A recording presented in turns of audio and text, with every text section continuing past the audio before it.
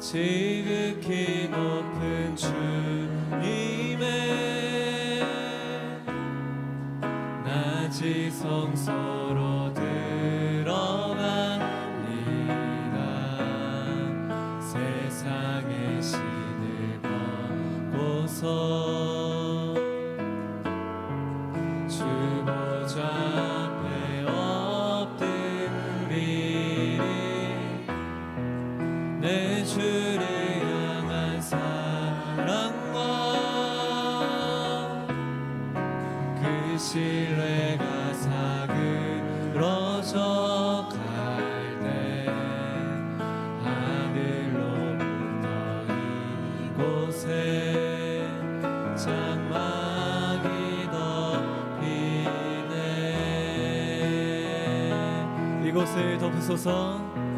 이곳을 덮으소서. 이곳을 비추소서.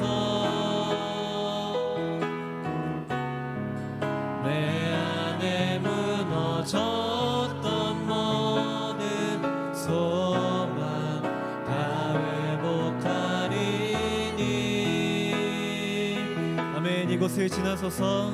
이곳을 지나소서. 이곳을 만지소서. 온 맘과 힘을 다해 오직 주만 다 경배합니다. 이곳을 덮으소서. 이곳을 덮으소서. 이곳을 비추소서. 내 안에 무너졌던 모든 소망 다 회복하리니. 아멘. 이곳을 지나소서. 이곳을 만지소서. 온 맘과 힘을 다해 오직 주만 다 경배합니다. 아멘. 주님께 영광의 박수 올려드리겠습니다. 아멘.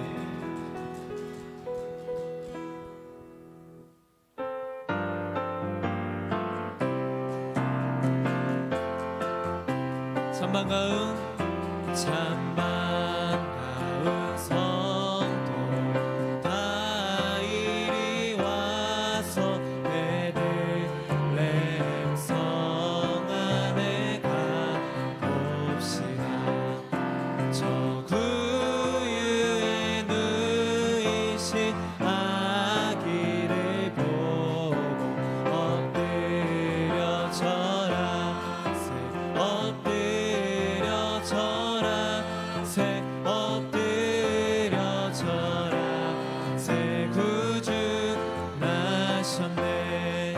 저 천사여 찬송 높이 불러서 이와 환한 천지에 울리어라. 주 하나님 앞에는 영광을 돌려 엎드려 절하세. 엎드려 절하세. 엎드려 절하세. 구주 이 세상에 주께서 탄생할 때에 참 신과 참 사람이 되시려고 저 동정녀 몸에서 엎드려 절하세. 엎드려 절하세. 엎드려 절하세. 엎드려 절하세. 구주 나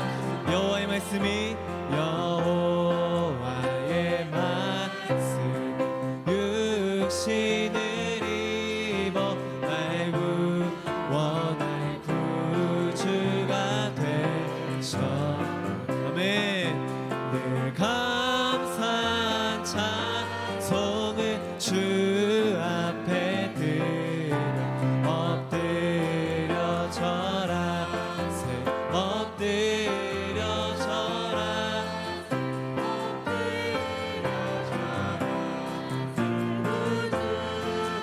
엎드려 절하세 엎드려 절하세 엎드려 절하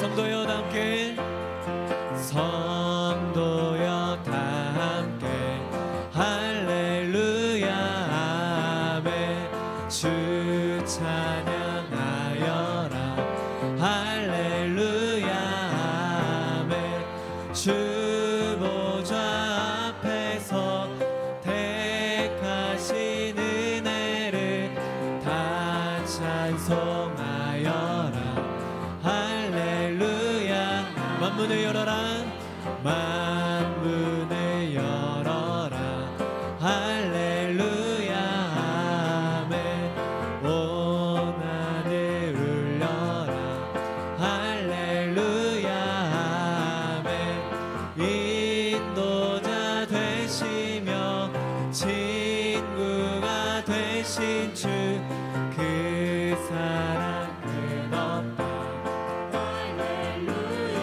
주 찬양하여라 주 찬양하여라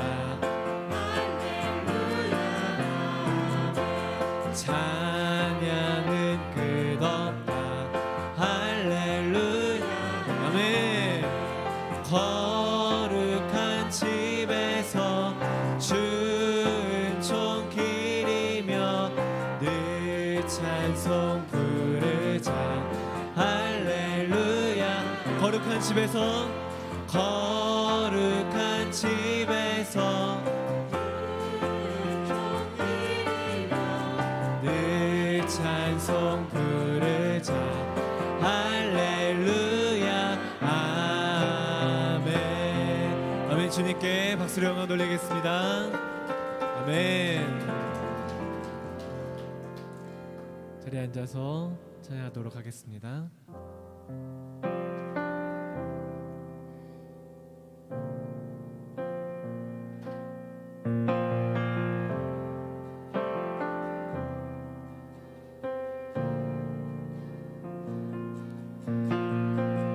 당신은 영광의 왕 당신은 평강의 왕 당신은 하늘과 땅의 주 당신은 정의의 하늘 천사가 무릎 꿇고 예배하며 찬송하는 영원한 생명 말씀 당신은 예수 그리스도 주 호산나 다윗의 호산나 다윗의 자손께 호산나 불러와 주의 왕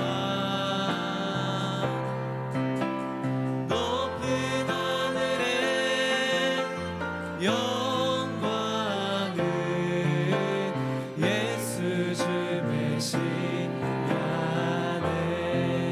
당신은 영광의 왕 당신은 영광의 왕 당신은 평강의 왕 당신은 하늘과 땅의 주 당신은 정의의 하늘 천사가 무릎 꿇고 예배하며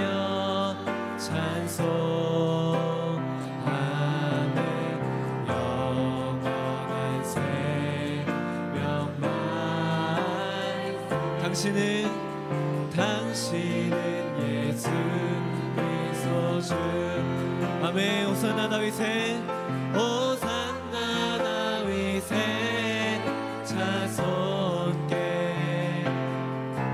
호산나 흘러온 주대와. 아멘. 높은 하늘에 영광은 예수 주배신다네. 호산나 다윗의 자손께 호산나 다윗의 자손께 호산나 물러왕 중의 왕.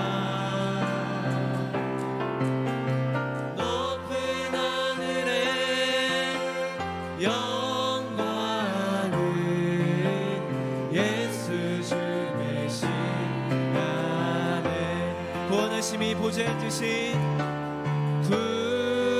구원하심이 보좌에 앉으신 우리 하나님과 어린 양께 있도다.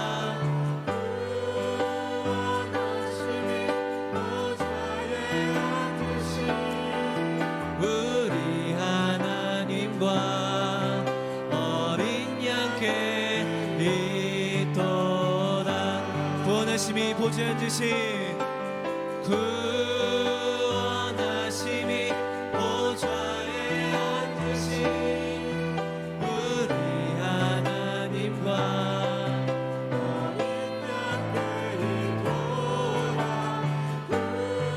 구원하심이 보좌에 앉으신 우리 하나님과 어린 양께 있도다. 구원하심이 보좌에 앉으신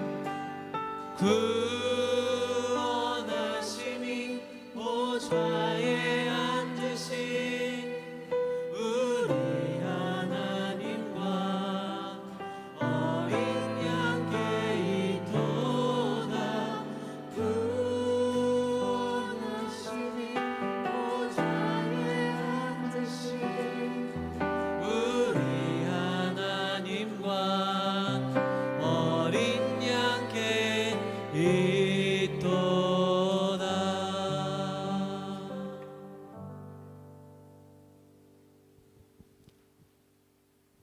넘치는 사랑으로 저희를 감싸시는 하나님 아버지, 이 시간도 저희가 주님의 사랑을 마음 깊숙이 느낄 수 있는 이 복된 자리로 이끄심을 감사드립니다. 이 세상의 현실만 생각하면 절망적일 수밖에 없지만 주님의 은혜와 사랑을 생각하면 말할 수 없는 기쁨과 평안을 얻습니다. 그 감사의 마음으로 드리는 저희의 예배를 받으시고 사랑으로 찾아오시는 주님을 다시 한번 경험하는 복된 시간이 되게 하소서. 2023년도를 많은 비전과 소망으로 시작했는데 이제 마지막 한 달을 남겨놓고 보니 후회도 회개의 부분도 참 많습니다. 그래도 지나온 모든 시간들이 은혜였고 감사였음을 고백합니다. 특별히 하나님의 큰 그림으로 서산 지역에 M센터를 세워주시고 이주민을 섬기게 해주신 은혜를 생각하면 이 작은 교회를 통해 하나님의 뜻이 이루어지고 있음을 다시 한번 감사를 드립니다. 이제 교회 이전이란 큰 그림도 주심을 감사드립니다. 그 그림을 위하여 모든 성도가 한마음 한뜻 되어 하나님께 간구하오니 들으시고 하나님께서 준비해 주신 새 성전터를 보게 하소서.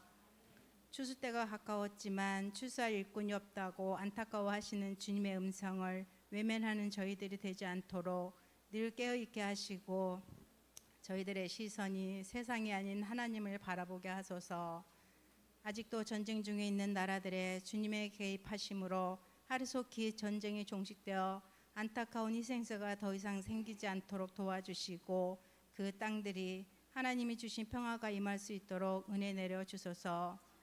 또한 이념과 사상으로 둘로 나뉘어져 있는 이 나라를 주여 긍휼히 여겨 주소서.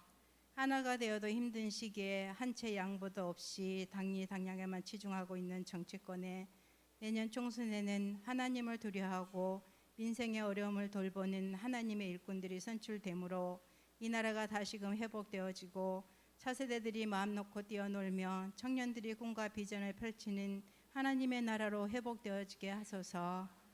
주님, 사랑과 복음을 들고 열방에 흩어진 사랑하는 선교사님들을 위해 기도합니다.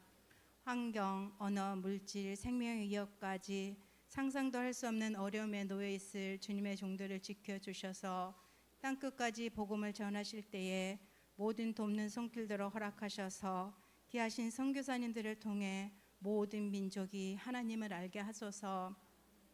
이제 한 해를 마무리하는 시기입니다.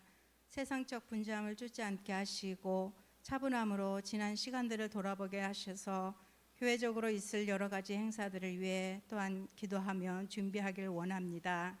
11일부터 있을 40일간 이어지는 특별 새벽 기도회와 주님의 나심을 축하하기 위한 성탄 행사, 그리고 오늘 있을 성만찬과 23년 하반기 순종광 예배까지 모든 행사들의 주인공이 하나님이 되시어 주님만 홀로 영광 받으시길 원합니다.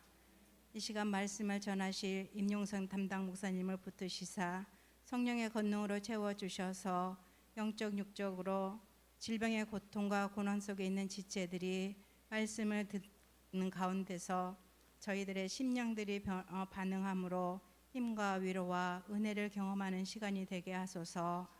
저희들이 드리는 이 예배가 하나님께서 기쁨으로 받으시는 예배 되길 길과 진리와 소망 되신 예수 그리스도의 이름으로 기도합니다.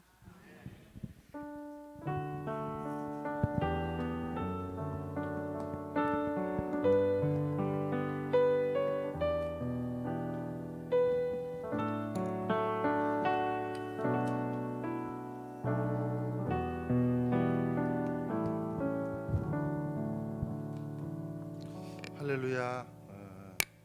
일부에 배우신 한 분 한 분을 예수님의 이름으로 환영하고 축복합니다. 우리 좌우에 계신 분들하고 인사 나누시겠습니다. 예수님은 길이요 진리요 생명이십니다. 예수님 길이요 진리요 생명이십니다. 12월 첫 주 우리 귀한 모임으로 함께 하는데 하나님께서 우리를 사랑하신 줄로 믿습니다. 우리 사랑의 마음을 담아서 서로 교제하기를 원합니다. 함께 축복합니다. God bless 주님의 크신 은혜가 당신의 영혼 속에 가득 흘러 넘치기를 당신의 몸과 마음 붙드시며 행하는 그 모든 것을 지키시며 보호하시고 참 기쁨이 언제나 넘치기를 축복하며 함께 계신 분들 기도합니다. 진심으로 축복합니다. God bless you. God bless you. God bless you. God bless you. 축복해요. 감사해요. 축복해요. 감사해요. 우리 하나님께 감사의 박수를 서로에게 격려의 박수를 나누겠습니다. 아멘. 반가우시죠? 네, 반갑습니다. 교회 소식을 잠시 나누겠습니다. 여러분 주보를 참조해 주시기 바랍니다. 작은 예수 40일 새벽 기도회가 이제 12월 11일부터 내년 1월 20일까지 토요일도 진행이 됨을 여러분 꼭 기억해 주시기 바라고요. 특히 이번 특세는 담임 목사님께서 이 전도자 한 명을 우리가 품고 기도했으면 좋겠다. 그래서 내년에는 꼭 한 명씩 전도하는 귀한 한 해가 됐으면 좋겠다. 그래서 이 40일 새벽 기간 동안에 여러분들에게 아마 핸드북을 나눠 드릴 텐데, 그 핸드북에 여러분들이 전도하고자 하는 한 사람의 이름을 쓰는 아마 그 란이 생길 것 같아요. 그래서 여러분들이 한 사람 그 영혼을 가지고 40일 동안 기도하시고, 우리 교회도 내년 3월에 저희들이 전도 집회를 좀 할까 생각을 하고 있습니다. 그래서 여러분들이 한 명의 영혼을 품고 기도하시고 3월에 그분들을 좀 초청해서 저희들이 이곳에서 전도 집회를 하고 영혼의 추수를 하는 그런 시간을 가졌으면 얼마나 감사할까. 우리가 그렇게 계획하고 있었는데 또 담임 목사님께서 그렇게 또 길을 열어주시니까 얼마나 이게 영적으로 합해지고 그리고 감사한지 몰랐습니다. 여러분 40일 새벽 예배 꼭 나오시고, 나오지 못하시는 분들도 영혼을 품고 기도하는 40일 새벽 기도회가 되기를 소망합니다. 2부 때는 종강 예배가 있겠습니다. 2023년 엔젤 트리 사연을 접수받습니다. 20명의 사연을 선착순으로 접수받고요. 주변에 소외되고 어려운 이웃들의 사연을, 또 기관이 있으면 그 기관도 명수를 좀 적어주시고 이름을 다 적어주시면 감사하겠습니다. 꼭 우리 교인이 아니어도 외부에 힘들고 어렵게 살아가는 그 영혼, 그리고 전도하고 싶은 그 영혼, 그런 영혼들을 여러분들이 적어주시면 저희들이 선물을 나눠드리는 귀한 시간 가지도록 하겠습니다. 접수 기간 참조해 주시기 바랍니다. 접수 기간이 오늘까지네요. 그래서 오늘까지 여러분들 꼭 접수해 주시기 바랍니다. 성탄절 행사 및 선물 접수를 광고드립니다. 성탄절 행사가 이번 연도에는 주일에 있습니다. 12월 24일 주일에 6시에 이곳에서 우리 전 성도가 함께 모여서, 전 세대가 함께 모여서 예수님의 나심을 축하하는 그런 시간을 가지기를 원합니다. 그래서 팀 및 순, 그리고 뭐 개인, 부서 다 좋습니다. 신청을 받습니다. 12월 10날까지, 다음 주일까지 꼭 신청해 주시기를 바랍니다. 아울러서 선물도 접수받습니다. 12월 20날까지 그 선물을 접수받습니다. 그래서 가능하면 공산품으로 이렇게 여러분들이 지원을 해주시기 바라고요. 막 낙지 이런 거 갖다 주시면 안 됩니다. 살아있는 생물 이런 거, 닭 이런 걸 갖다 주시면 저희들이 그거 어떻게 선물합니까? 그거 힘듭니다. 그래서 여러분들 꼭 기억해 주시길 바랍니다. 문의는 우리 정진숙 집사님에게 해주시면 감사하겠고요. 또 이번에 우리 그 성탄 기획팀에서 굉장히 기발한 또 아이디어를 내셔가지고 새벽송을 한다고 합니다. 그 추억의 새벽송. 여러분 그 옛날 기억나시죠? 집집마다 우리 장로님 댁도 돌아다니고 또 집사님 댁도 돌아다니면서 이렇게 청년 때 했던 기억이 나는데, 그 12월 13일까지 새벽송 희망자 새벽송 팀을 이루기 위해서 나는 새벽송을 옛날 생각해서 한번 하고 싶다, 그런 분들 신청해 주시기 바라고요. 또 나는 새벽송 받기를 원한다, 그런 가정이 있으면 10가정을 저희들이 신청을 받습니다. 우리 집에 와서 고요한 밤 거룩한 밤 천사들의 목소리로 찾아와 주세요. 그러기를 원하시는 가정 10가정을 접수받는다고 합니다. 24일 주일 밤 10시부터 25일 새벽까지 진행을 한다고 합니다. 우리 이필환 팀장님에게 문의해 주시기 바라고요. 다음 주일 비전헌금 주일입니다. 이번 비전헌금은 사랑의 나눔을 위해서 사용이 되겠습니다. 이 시간에 우리 나라와 민족을 위해서 함께 한번 기도하고 또 우리 교회 비전을 위해서 함께 한번 기도하겠습니다. 특별히 다음 세대를 위해서 기도해 주시고 우리 기성의 세대들이 다음 세대들에게 주님 잘못된 이념과 그리고 잘못된 생각들을 전수하지 않도록 복음을 전수할 수 있도록 축복해 주시옵소서. 21개국의 청소년들에게 물었습니다. 당신이 가장 선호하는 그리고 당신에게 떠오르는 가장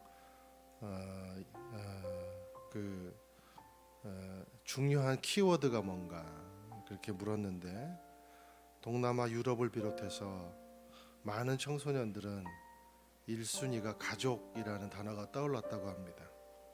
네, 충격적인 사실은 우리 대한민국만 청소년들이 돈이라는 단어가 떠올랐다고 합니다. 돈이라는 단어. 우리가 물질이 우상이 되어져 버린 이 땅을 살고 있습니다. 교회도 마찬가지입니다.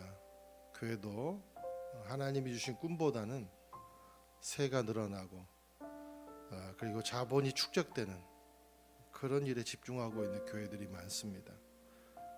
하나님 비참합니다. 하나님 심각합니다. 하나님 이 나라의 다음 세대가 돈이 1순위로 생각되는 그런 세상을 살고 있고 그러니까 마약을 무분별하게 받아들이고 또 돈이 우상이 되고 폭력이 우상이 되는 그런 시대가 되어버렸습니다. 우리 기성세대들이 회개합니다. 하나님 가난한 시절 못 살았던 그 시절에 오직 출세 그리고 돈을 우상으로 섬기며 달려왔던 하나님 우리의 세대들의 죄를 용서해 주시고 다음 세대들에게 하나님 돈이 아니라 복음을 사랑할 수 있는 다음 세대가 될 수 있게 축복하여 주시옵소서. 하나님 우리 교회가 하나님의 꿈을 향해 달려가는 교회 되기를 원합니다. 하나님 그런 교회 되게 하여 주옵소서. 우리 시간에 함께 통성으로 기도하겠습니다. 사랑하는 하나님 아버지, 이 세대가 돈이 우상인 세대가 되었음을 주님 우리가 설문을 통해서도 충분히 증명이 되었습니다. 하나님 아버지 이 땅을 불쌍히 여겨주시고 하나님 이 땅을 긍휼히 여겨주시고 우리 다음 세대가 주님 돈이 우상이 아니라 복음이 본질이 되는 예수 그리스도의 사랑을 전할 수 있는 심장을 가질 수 있는 세대가 될 수 있게 하나님께서 붙잡아 주시고 우리 기성의 세대들의 이 가난했던 시절 못 살았던 시절에 주님 우리가 열심히 달려왔다는 그 근거로 하나님 남겨진 이 주님 물질의 우상 아버지 하나님 회개하며 나아가옵나니 주님 우리를 불쌍히 여겨 주시옵소서. 우리 교회가 하나님의 꿈을 향해 달려가는 교회가 되게 하시고 헛된 주님 세상의 논리 종교의 논리에 휘말리지 않도록 정치의 논리에 휘말리지 않도록 오직 하나님의 꿈에 집중할 수 있는 서산 온누리 교회가 될 수 있게 축복하여 주시옵소서. 사랑하는 하나님 아버지, 우리가 돈을 쫓다가 많은 것을 잃어버렸습니다. 자식 잘 되기를 원하는 마음으로 주님 그렇게 다그쳤다가 많은 것을 잃어버렸습니다. 우리의 세대들의 잘못을 용서해 주시고 우리가 이제 정신 차리고 다음 세대를 축복하며 작정하며 기도합니다. 돈이 우상이 아니라 복음이 본질이 되는 다음 세대가 되기를 소망합니다. 그래야 진정한 복이 있을 것입니다. 주님 우리가 하나님의 주시는 그 주파수 헛짚고 가지 않게 인도해 주옵소서. 사랑하는 주님 우리 서산 온누리 교회가 주님 하나님의 꿈을 쫓아가는 교회가 되기를 원합니다. 우리가 사랑하는 사람들이 잘 되고 또 주님 그저 그냥 직분을 받고 그저 새를 불리고 그저 좋은 곳을 향해 쫓아가는 그런 교회라면 하나님 아버지 하나님의 축복을 받을 수 없을 것인데, 오직 우리가 정말 하나님의 꿈을 쫓아서 세상의 논리와 그 세상의 자리, 세상의 완장 이런 거 다 버려버리고 주님 우리 교회가 오직 하나님의 꿈을 쫓아 향해 나갈 때 하나님께서 순전한 우리의 믿음을 보시고 복에 복을 내려주실 줄로 믿습니다. 그런 교회 되게 하여 주옵소서. 예수님의 이름으로 기도드립니다. 아멘. 하나님께서 우리 기도를 들으신 줄로 믿습니다. 오늘 주신 말씀 함께 나눕니다. 창세기 37장 1절에서 11절까지 말씀을 교독하도록 하겠습니다. 야곱은 자기 아버지가 살았던 가나안 땅에 살았습니다. 야곱의 가족에 관한 이야기는 다음과 같습니다. 요셉은 17세의 소년이었는데 자기 형들과 함께 양치는 일을 했습니다. 요셉은 자기 아버지의 아내들인 빌하와 실바가 낳은 아들들을 도왔습니다. 요셉은 형들의 잘못을 보면 그대로 자기 아버지에게 전했습니다. 이스라엘이 늙음하게 요셉을 얻었기에 다른 아들들보다 그를 더 사랑했습니다. 그래서 그에게 귀한 옷을 지어 입혔습니다. 그의 형들은 아버지가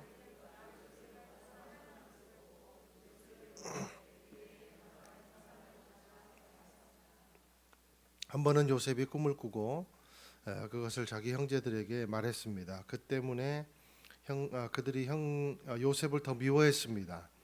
요셉은 그들에게 이렇게 말했습니다. 제가 꾼 꿈 이야기를 들어보세요. 우리가 밭 가운데 곡식단을 묶고 있었어요. 그런데 제가 묶은 단이 일어나 똑바로 섰어요. 그러자 형님들의 단이 제 단을 둘러서서 절을 하는 것이었어요. 형들이 그에게 말했습니다. 내가 정말 우리의 왕이 되며 내가 정말 우리를 다스리겠다는 것이냐. 형들은 요셉의 꿈과 그가 한 말 때문에 요셉을 더욱더 미워했습니다. 그 요셉이 다시 꿈을 꾸고 형들에게 말했습니다. 보세요, 제가 또 꿈을 꾸었는데 해와 달과 11개의 별들이 제게 절을 했어요. 요셉은 형들뿐만 아니라 아버지에게도 그 꿈 이야기를 했습니다. 그러자 그의 아버지가 그를 꾸짖으며 말했습니다. 무슨 그런 꿈을 꾸었느냐? 그러면 나와 내 아버지, 어머니와 형들이 정말 내게 와서 땅에 엎드려 내게 절하게 된다는 말이냐? 함께 읽겠습니다. 그의 형들은 요셉을 많이 질투했으나 그의 아버지는 그가 한 말을 마음에 담아 두었습니다. 아멘. 당신은 붙잡고 있는 꿈이 있는가? 라는 제목으로 하나님 말씀을 함께 나누겠습니다. 먼저 읽으신 1절을 한 번 더 읽겠습니다. 시작. 야곱은 자기 아버지가 살았던 가나안 땅에 살았습니다. 가나안 땅에 살았습니다. 이게 잘 보이실지 모르겠습니다만 도망자 야곱과 그 가족들이 약속의 땅에 정착하게 된 것은 사람의 성취가 아니라 하나님의 인도하심이다 라는 결과를 나타내 주죠. 하나님은 베델에서 야곱에게 나타나셔서 조상 아브라함에게 하신 그 약속을 다시 한번 더 확증해 주셨습니다. 그리고 야곱에게 확증해 주신 그대로 지금 되었다는 그 의미가 바로 1절에 가나안 땅에 살았다라는 얘기입니다. 그냥 지나쳐서는 안 되는 말입니다.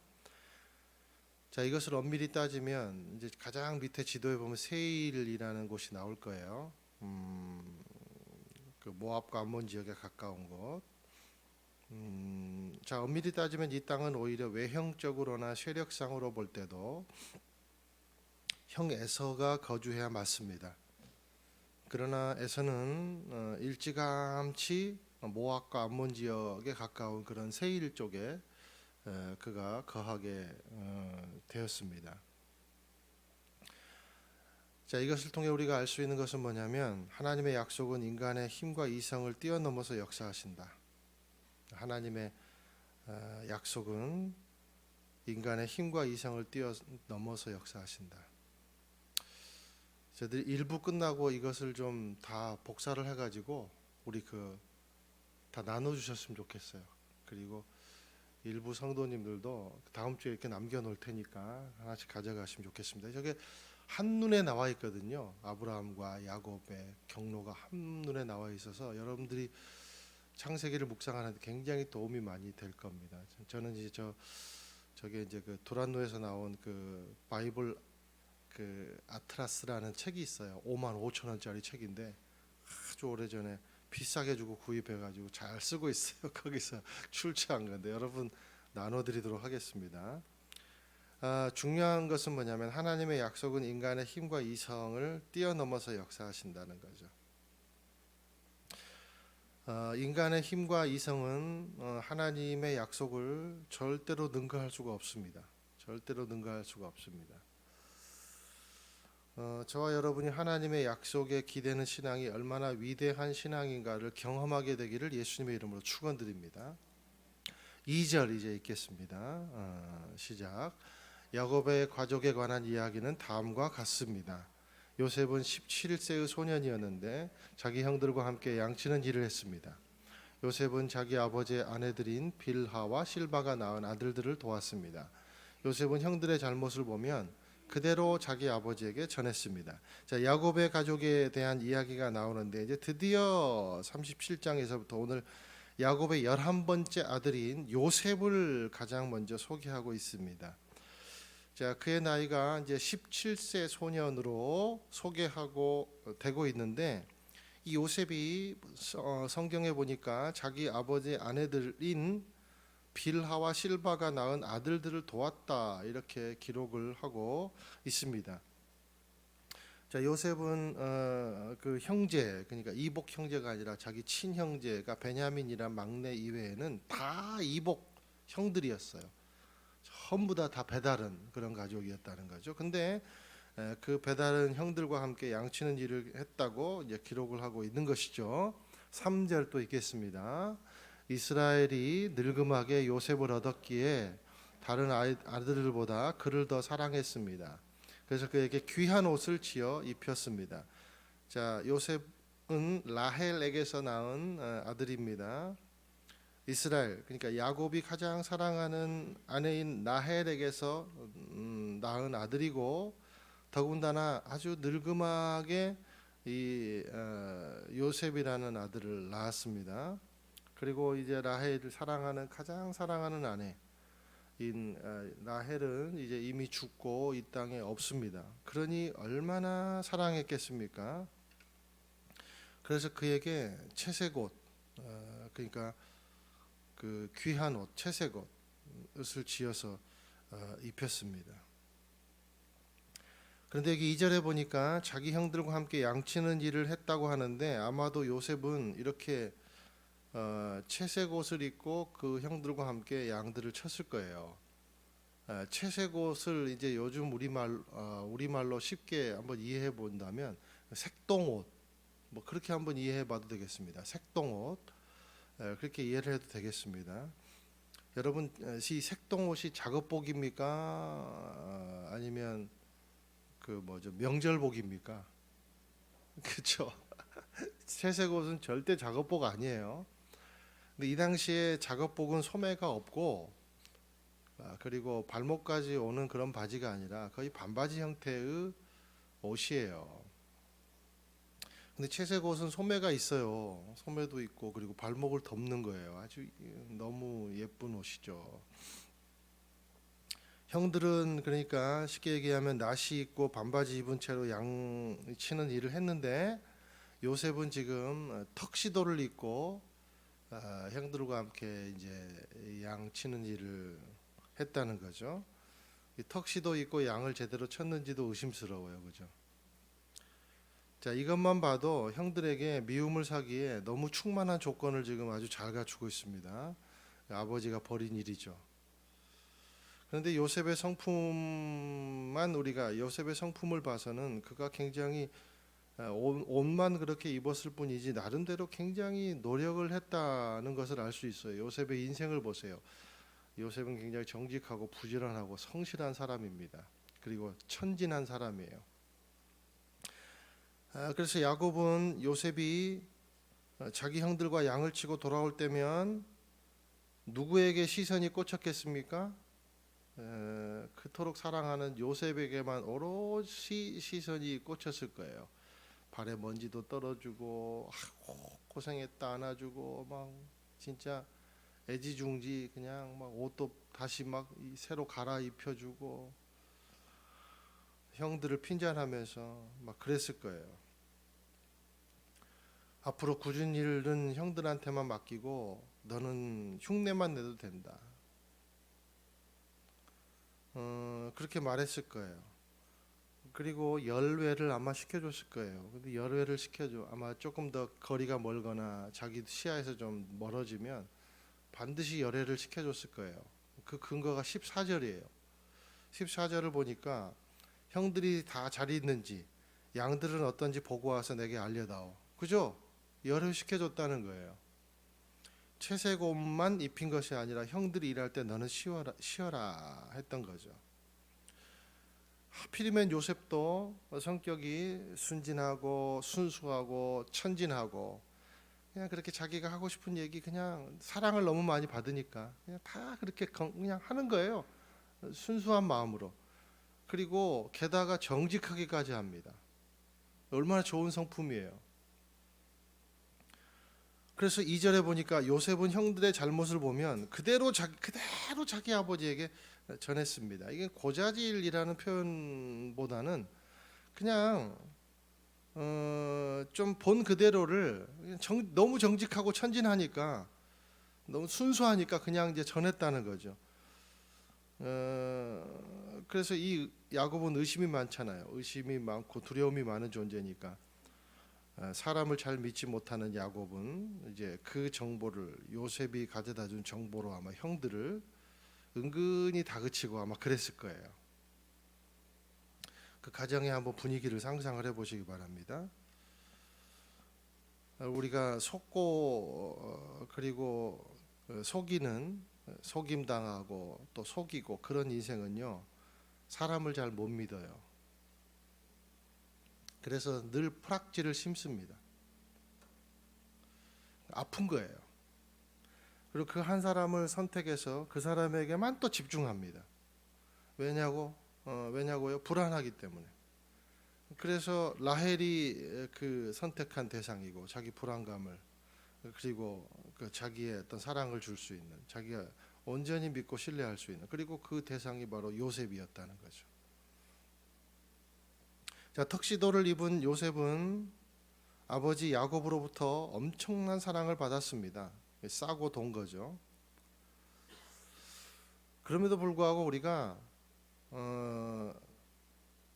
이거예요. 나중에 보면 사랑받는 자녀가 건강한 정신으로 산다는 거예요.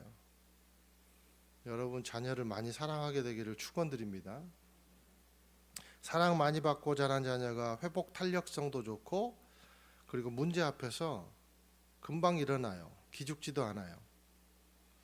사랑받고 자란 자녀가 대인관계도요 훨씬 더 원만합니다. 사랑받아 본 경험 이렇게 중요해요. 저와 여러분이 자녀들에게 많은 사랑을 주게 되기를 예수님의 이름으로 축원드립니다. 그런데 사랑은 공평해야 사랑이에요. 만약에 공평하지 않은 사랑을 우리가 뭐라고 말하죠? 편애 이렇게 이제 얘기하는 거예요. 그래서 그 편애는 왜곡된 사랑입니다. 사랑은 공평해야 돼요. 여러분의 사랑이 자녀들에게 공평하게 되기를 예수님의 이름으로 축원드립니다. 나도 모르게 끌리는 자녀가 있어요. 어쩔 수 없어요. 그러나 어쩔 수 없이 공평해야 돼요. 그게 부모의 자리인 것 같아요. 4절 읽겠습니다. 시작. 그의 형들은 아버지가 자기들보다 요셉을 더 사랑하는 것을 보고 하지 않았습니다. 자, 편애의 결과가 어떻습니까? 공평하지 못한 사랑의 결과는 처참하더라. 한 지붕 아래 살면서 인사말조차 하지 않더라. 그 인사말을 하지 않았다. 인사말조차 하지 않았다. 여기서 이제 원어 인사말은 우리가 잘 아는 대로 뭐예요? 히브리인들은 샬롬 이렇게 인사하잖아요. 그 말이 없었다는 거죠. 미워하니까 시기하니까 평안하라 샬롬 이게 인사가 제대로 되겠습니까? 우리도 성도들끼리 있잖아요. 맨날 예배 모일 때마다 서로 축복하잖아요. 그런데 God bless you 축복하잖아요. 그런데 미워 죽겠는데 인사 돼요, 안 돼요? 인사가 안 되죠. 억지로 짓는 썩소라고 해요. 뭐 그런 거 아니면 쳐다보지도 않고. 자, 편애의 결과는 가족을 파괴하기도 하고 왕가에서는 왕자의 난을 일으키기도 합니다. 편애는요, 공동체를 파괴하기도 합니다. 그래서 목사에게 요구하지 마세요. 나만 사랑해 주세요. 절대 요구하지 않게 되기를 주님의 이름으로 축원드립니다. 야곱의 명백한 잘못은 뭐냐면 편애예요. 사랑하는 이도 공경에 빠뜨려 버리고 사랑에서 제외한 이들의 마음도 피폐하게 만들어 버립니다. 이게 편애예요. 그런데 오늘 이 편애를 얘기하기보다 편애보다 더 큰 위험이 있다는 거예요. 편애보다 더 큰 위험한 감정이 있다는 거예요. 그게 뭐냐면 시기라는 겁니다. 시기. 6절에서 8절 읽겠습니다. 시작. 요셉은 그들에게 이렇게 말했습니다. 제가 꾼 꿈 이야기를 들어보세요. 우리가 밭 가운데서 곡식단을 묶고 있었어요. 그런데 제가 묶은 단이 일어나 똑바로 섰어요. 그러자 형님들의 단이 제 단을 둘러서서 절을 하는 것이었어요. 형들이 그에게 말했습니다. 내가 정말 우리의 왕이 되며 다스리겠다는 것이냐? 형들은 요셉의 꿈과 그가 한 말 때문에 요셉을 더욱더 미워했습니다. 자, 시기심은요, 왜곡된 감정입니다. 그리고 주소를 잘못 잡은 정의감이에요. 자, 형님들의 단이 제 단에 둘러 절을 하는 것이었어요. 형들은 이 말을 어디까지 해석합니까? 이놈이 우리들의 왕이 되겠다고, 우리를 다스리겠다고 언제 그런 말 했어요? 하나님이 주신 꿈은 다스리는 꿈이 아니라 섬김의 꿈입니다. 그죠? 자기들 굶어 죽어가는 것들 요셉이 살리겠다는 거예요. 하나님의 꿈을, 하나님의 영적인 시각으로 보면. 그러니까 형들은 섬김과 구원의 원리를 전혀 모르는 거예요. 예수님이 이 땅 가운데 섬기려 왔다 그랬죠. 그러나 예수님은 왕이죠. 그죠? 우리가 다 예수님 경배하잖아요. 그러나 예수님은 우리를 도리어 섬기잖아요. 그죠? 지금 그 꿈이거든요. 그런데 영적인 시각에서 풀어내지 못하는 거예요. 전혀 모르는 거예요. 하나님이 주신 꿈을 인간의 정의라는 잣대로 시기라는 마음으로 확대 해석하고 꿈을 더 미움을 더 키우는 겁니다. 그런데 마지막 11절에 보면 야곱은 이걸 알아요. 9절에서 11절 또 읽겠습니다. 시작. 그 후 요셉이 다시 꿈을 꾸고 형들에게 말했습니다. 보세요, 제가 또 꿈을 꾸었는데 해와 달과 11개의 별들이 제게 절을 했어요. 요셉은 형들뿐만 아니라 자기 아버지에게도 그 꿈을 얘기했습니다. 그러자 그의 아버지가 그를 꾸짖으며 말했습니다. 무슨 그런 꿈을 꾸었느냐? 그러면 나와 내 어머니와 내 형들이 정말 내게 와서 땅에 엎드려 내게 절하게 된다는 말이냐? 그의 형들은 요셉을 많이 질투했으나 그의 아버지는 그가 한 말을 마음에 담아 두었습니다.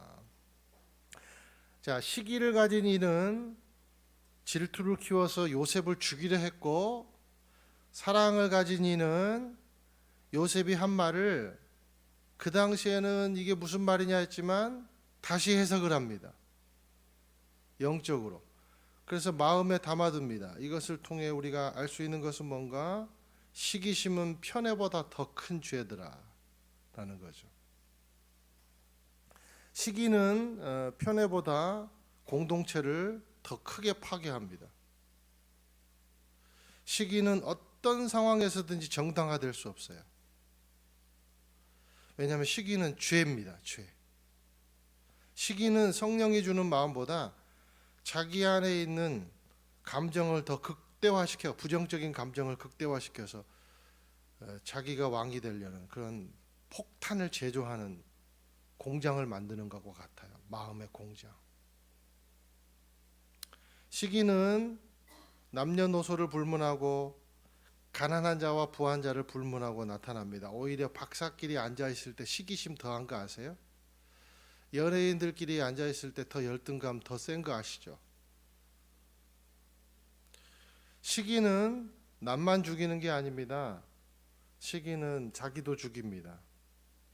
사울은 천천히요 다윗은 만만이라 그랬을 때 사울에게 무슨 마음이 들었어요? 시기의 마음이 들었어요. 자, 신분이 세습되는 사회를 우리가 해석을 해보면 신하가 잘 되면 그것은 왕이 자기 힘이 없어지는 것이 아니라 오히려 자기 힘을 키우는 거죠. 그죠? 자기 힘의 일부예요. 신하가 잘 되는 것은. 이렇게 해석해야 돼요.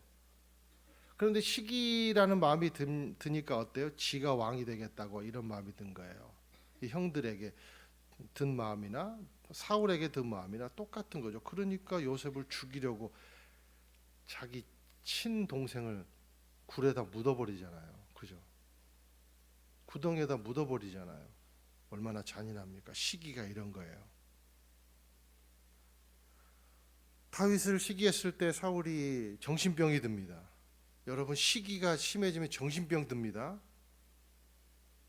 완전히 왜곡된 생각을 갖게 돼요. 그리고 이단에 빠져요. 접신을 하고, 그렇죠? 사울이. 그리고 아들 요나단에게 왕위도 못 물려줘요. 세습된 사회에서 다 잃어버려요. 시기 때문에.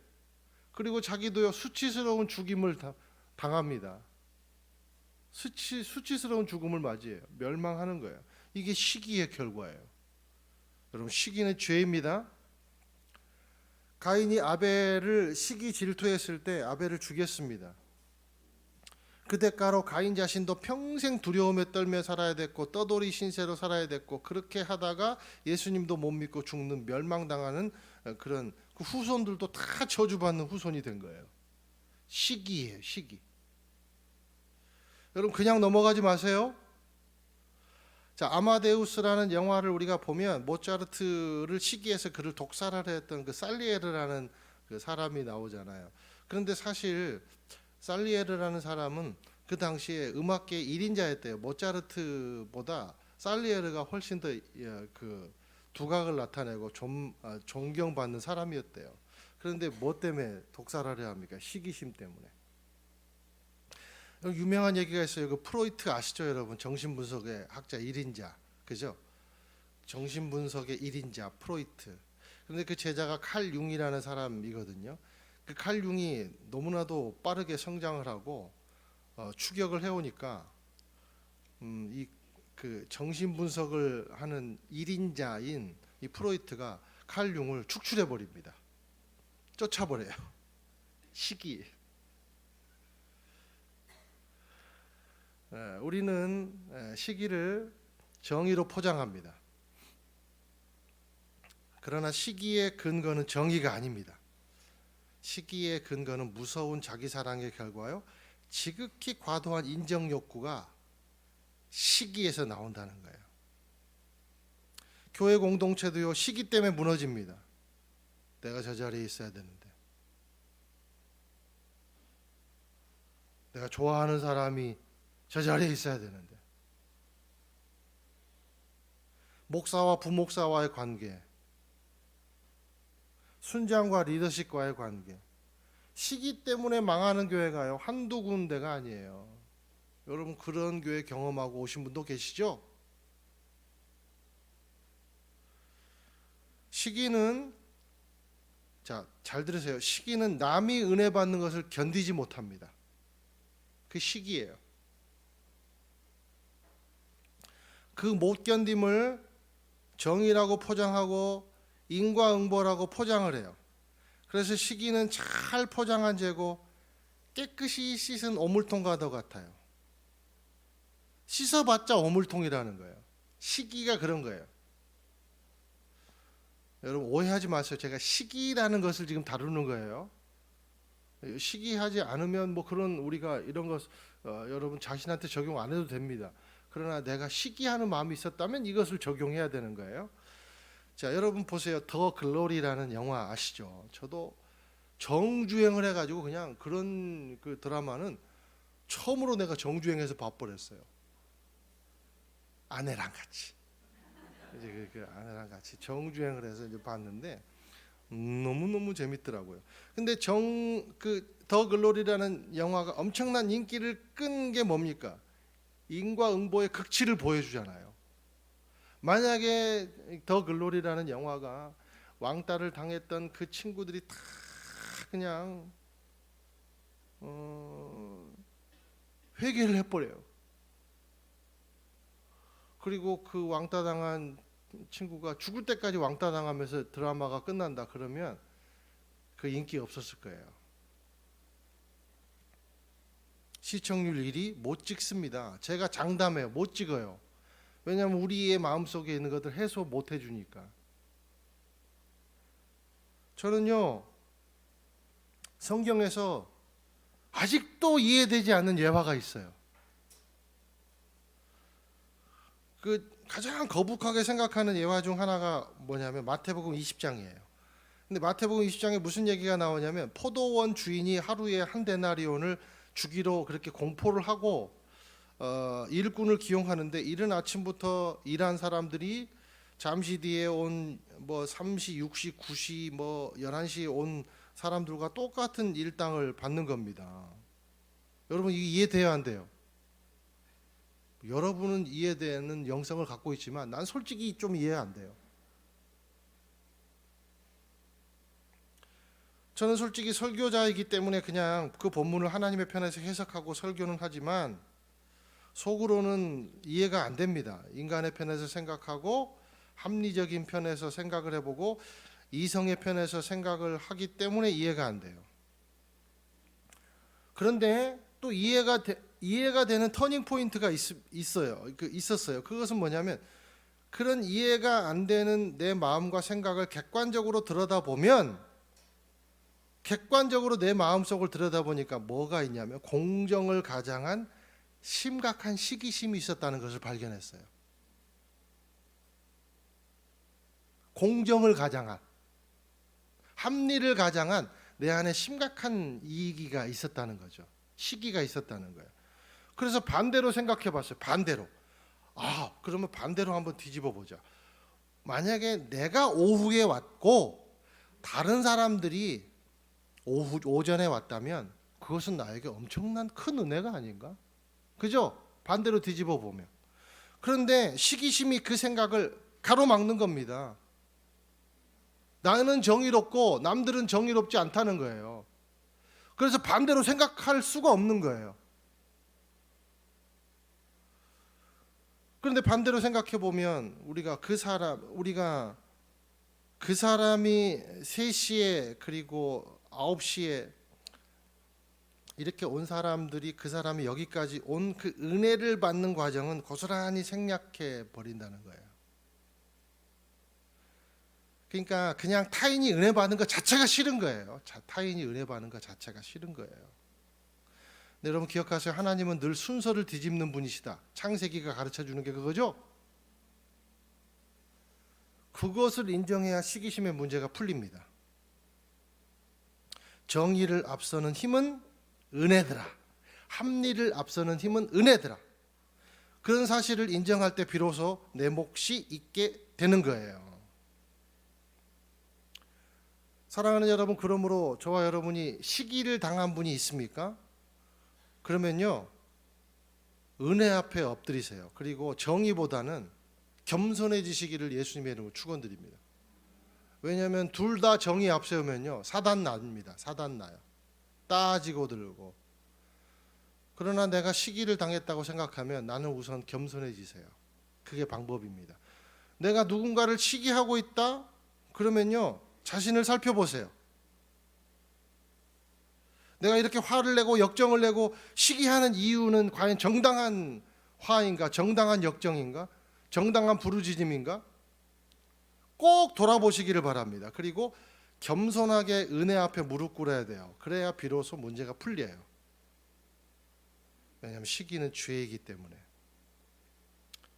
그런데 오늘 무엇보다도 시기를 극복할 수 있는 가장 큰 도구가 뭘까? 자기를 돌아보고 뭐 은혜 앞에 뭐 엎드리고 이런 것보다 시기를 아예 내 안에서 시기가 들어오지 않게 하는 방법이 있어요. 그것은 뭐냐면 꿈을 갖는 거예요. 하나님의 꿈을 갖는 거예요. 하나님의 꿈을. 하나님이 주신 꿈으로 사는 겁니다. 요셉이 시기를 무엇으로 극복합니까? 꿈꾸는 자의 삶으로 극복합니다. 극복할 뿐만 아니라 이 꿈을 꾸게 되니까 어떻게 돼요? 자기를 해한 사람을 하나님의 뜻이라고 받아들이고 뭘 하게 돼요? 최종적으로 용서도 하게 돼요. 이게 꿈의 강점이라는 거예요. 하나님의 꿈을 가지시길 바랍니다. 하나님이 주신 꿈을 꾸는 자는 인간사의 갈등에 쉽게 동요되지 않습니다. 하나님이라는 권위가 살아서 실제적으로 움직이기 때문에 매사에 해석이 달라요. 그래서 시기하지 않아요. 적용점이 달라요. 다른 삶을 살아요. 하나님의 섭리와 꿈을 인정하는 사람은. 그래서 차원이 다른 삶을 사는 거예요. 요셉과 형들이 가장 큰 비교가 뭡니까? 오늘 시기한다, 시기하지 않는다. 이게 아니라 꿈을 가졌냐, 꿈을 가지지 않았느냐, 이 문제라고요. 사랑하는 여러분, 꿈이 있습니까? 갈렙이 꿈을 가졌을 때 그가 나이가 80이 넘었는데도 불구하고 정복하는 삶을 삽니다. 그보다 젊은이들이 꿈을 갖지 못했을 때 주눅 들어가지고 하나님을 부정하는 뒤로 물러섭니다. 꿈을 가지시길 바랍니다. 꿈을 꾸십시오. 그러면 변질되지 않습니다. 꿈을 향해 달려갑니까? 시기심에 묶여 있습니까? 우리의 숙제는 시기를 해결하는 것이 아니에요. 꿈의 사람이 되는 거예요. 꿈의 교회가 되는 거예요. 제가 살짝 여러분에게만 고백하지만 저는 솔직히 그냥 얘기할게요. 딱 까놓고. 여기서부터 이제 녹화 안 하면 되니까 뭐 해도 상관없어요. 담임 목사님 말씀 들어도 상관없어요. 저는요, 우리 교회가 캠퍼스 되는 거 별로 관심 없어요. 진짜 그래요. 그래서 이제 제가 뭐 캠퍼스 담당 목사들이나 이렇게 만나가지고 막 서로 뭐 회의를 하고 얘기하면, 목사님 서산도 이제 캠퍼스 돼야 되는데 왜 정말 정말 아쉽습니다. 막 그러면 속으로 그냥 저는요 그냥 대놓고 말해요. 괜찮아요. 전혀 상관없어요. 제가 관심 갖는 건 뭐냐면 우리가 캠퍼스가 되고 뭐 이런 게 아니라 서산 온누리교회가 진짜 하나님의 꿈을 갖고 있는가. 이게 중요하다고요. 아니 무슨 타이틀이 뭐가 중요해요. 하나님의 꿈을 갖고 있는가가 아닌가가 더 중요하죠. 아니 무슨 우리가 큰 데로 이사 가가지고 새 불려 가지고 뭐 우리 명의로 뭐가 중요해요. 그게요. 건강한데 여러분 우리 교회가 진짜 건강해지려면 모든 재정권이나 모든 것을 누구한테 의뢰를 하는 게 가장 건강합니다. 우리끼리 만들면 우리끼리 사단 나요. 그래서 제가 피하는 거예요. 사랑하는 여러분, 우리 교회가 꿈을 향해 달려가야 돼요. 무슨 타이틀을 향해 달려가는 것이 아니라 꿈을 향해 달려가야 돼요. 오늘 요셉이 이걸 가르쳐주고 있어요. 세상의 논리를 질 건가, 하나님의 꿈을 질 건가. 저와 여러분이 타락하지 않은 방법이 있어요. 당장의 당면한 문제를 해결하기 위해 애걸복걸하고 그냥 우리끼리 있는 그 감정을 해결하기 위해서 시기 이런 문제를 그게 아니라 진짜 꿈을 갖고 진짜 꿈을 향해 달려가고 있는가. 이게 중요하다는 겁니다. 다시 한번 강조드립니다. 나는 우리 교회가 하나님의 꿈을 이루어드리는 교회가 되기를 예수님의 이름으로 축원드립니다. 거기에 동참합시다. 거기에 동참합시다. 좌우에 계신 분하고 인사 나누겠습니다. 하나님의 꿈에 동참합시다. 인간의 논리에 동참하지 말고 하나님의 꿈에 동참하십시오. 할렐루야. 우리 성찬을 나누도록 하겠습니다. 우리 성찬주일에 우리 사도신경으로 신앙 고백하심으로 우리 성찬에 참여하겠습니다. 나는 전능하신 아버지 하나님 천지의 창조주를 믿습니다. 나는 그의 유일하신 아들 우리 주 예수 그리스도를 믿습니다. 그는 성령으로 잉태되어 동정녀 마리아에게서 나시고 본디오 빌라도에게 고난을 받아 십자가에 못 박혀 죽으시고 장사된 지 사흘 만에 죽은 자 가운데서 다시 살아나셨으며 하늘에 오르시어 전능하신 하나님 우편에 앉아 계시다가 거기로부터 살아있는 자와 죽은 자를 심판하러 오십니다. 나는 성령을 믿으며 거룩한 공교회와 성도의 교제와 죄를 용서받는 것과 몸의 부활과 영생을 믿습니다. 아멘. 우리 함께 예수님의 고난에 동참하는 마음으로 찬양하며 떡을 받도록 하겠습니다. 오 나의 주님 친히 배우니 오 나의 주님 친히 배우니 영원한 세계 밝기 나타나 한없는 은혜 길이 누리니 주님께 모든 염려 맡기리 주님의 떡을 내가 먹으며 주님의 잔을 내가 마시고 근심의 짐을 벗어버리니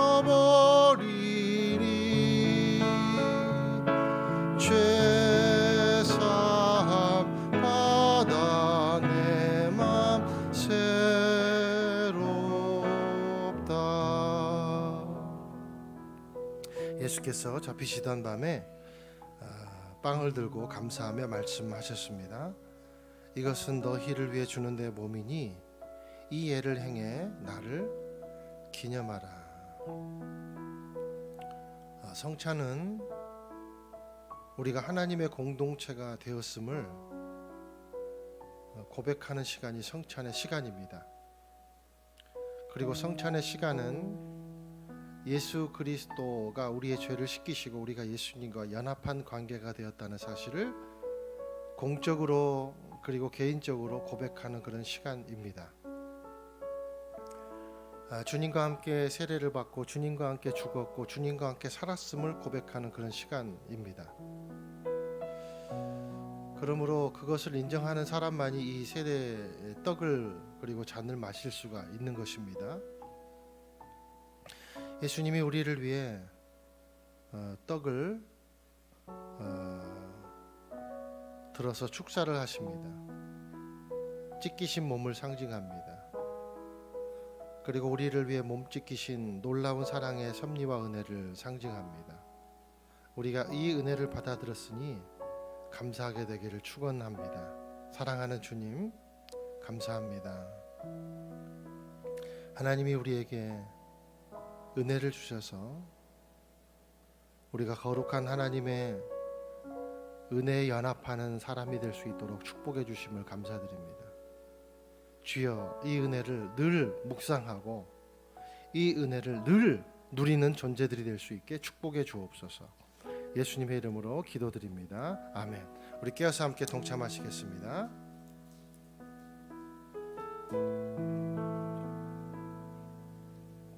이제 주님의 보혈을 의지하면서 찬양하며 잔을 받겠습니다.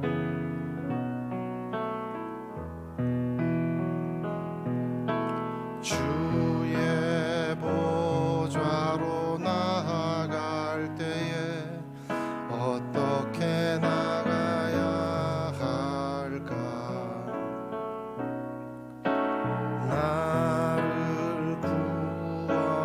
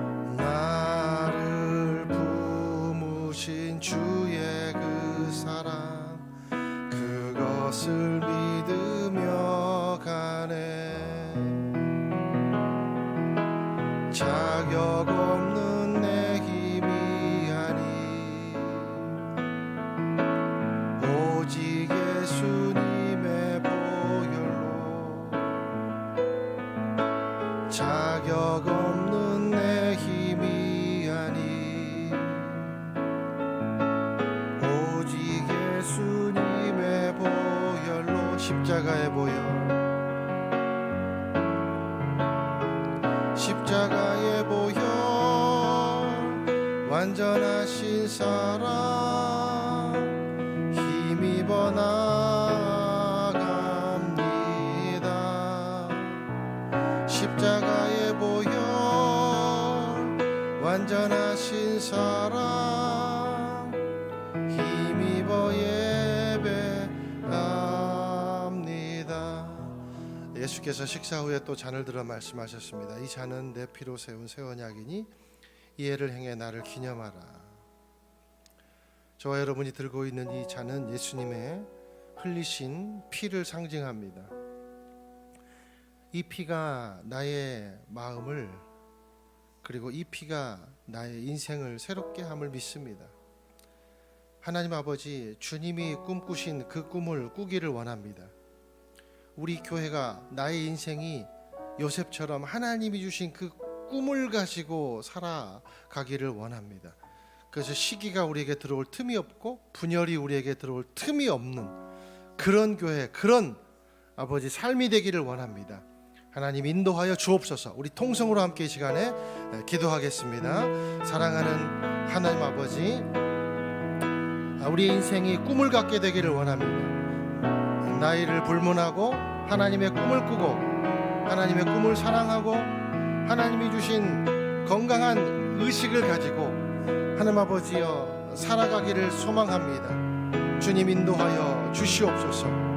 그래서 우리 인생을 해석하는 자체가 다르고 적용하는 자체가 차원이 있는 그런 우리의 삶, 우리의 교회가 되기를 소망하옵나니 주여 예수의 그 피의 능력이 다시 한번 이 꿈을 갖게 해 주시옵소서. 능력을 갖게 하는 피가 되게 하여 주시옵소서. 사랑하는 주님, 주님의 꿈을 꿈으로 인간사의 갈등에 쉽게 요동하지 아니하며 하나님이라는 또 하나님이 꾸시는 그러한 꿈의 권위가 살아있기에 해석 자체가 다르고 적용 자체가 다른 삶, 그런 교회가 되게 하여 주시옵소서. 하나님, 예수의 피의 능력이 그런 우리의 삶, 그런 교회가 되게 될 줄로 하게 할 줄로 믿습니다. 주님의 피를 의지하며 나아가옵나니 주여 능력을 부어 주시옵소서. 예수님의 이름으로 기도드립니다. 아멘. 우리 함께 이제 잔에 동참하시겠습니다.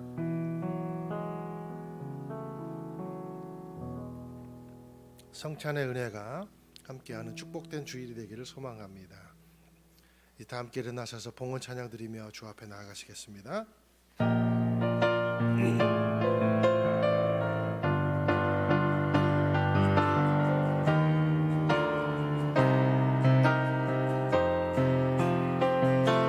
하나님 나라 임하소서.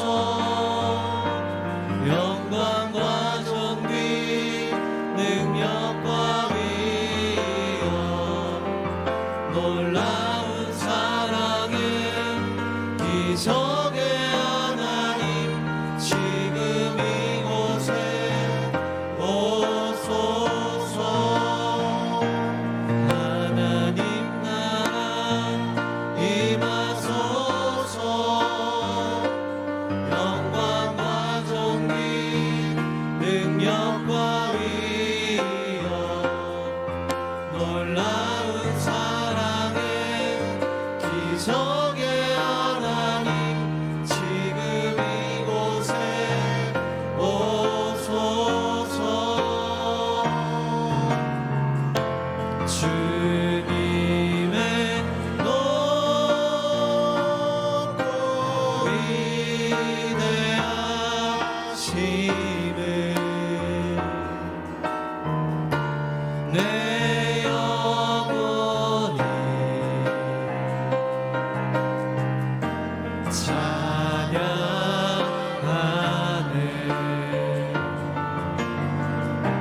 주님의 높고 위대하심을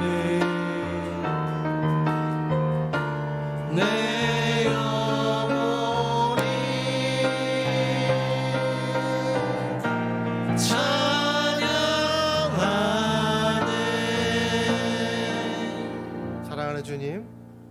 꿈이 있는 교회 되기를 원합니다. 하나님의 꿈을 따라 그것으로 우리의 모든 것을 해석하는 그런 교회 되기를 원합니다. 우리 그런 삶 되기를 원합니다. 꿈을 주시옵소서. 주님께 감사해 예물로 우리 마음 드립니다. 받아 주시옵소서. 또 우리의 삶과 생업에도 하나님의 큰 꿈을 이루어 드릴 수 있도록 좋은 물질 그리고 풍요로운 배경이 되게 해주시고 절대로 교만한 배경이 되지 않도록 우리를 축복해 주시옵소서. 이제는 우리를 죄에서 구원하신 예수 그리스도의 은혜와 하늘아버지의 사랑과 성령의 인도하심이 하나님의 꿈을 갖는 삶, 하나님의 꿈을 꾸는 교회 되기를 소망합니다. 고백하며 나아가는 귀한 주님의 백성들 한 분 한 분 머리 위에 인생 위에 주님의 자녀들의 미래 위에 그리고 이 땅과 민족 위에 이주민들의 삶 위에 선교사님들의 사역 위에 특별히 교회에 주신 하나님의 꿈 위에 지금부터 영원토록 함께 하시기를 축원하옵나이다. 아멘.